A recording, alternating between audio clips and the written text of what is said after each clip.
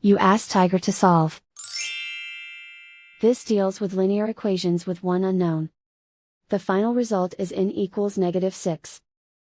Let's solve it step by step. Group all constants on the right side of the equation.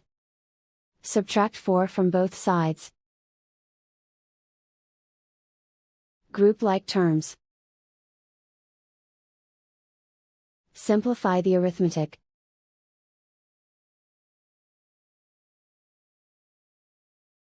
Isolate the n. Multiply both sides by inverse fraction 6/1. Group like terms.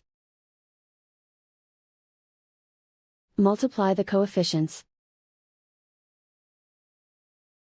Simplify the fraction. Simplify the arithmetic. And so the final result is n equals -6.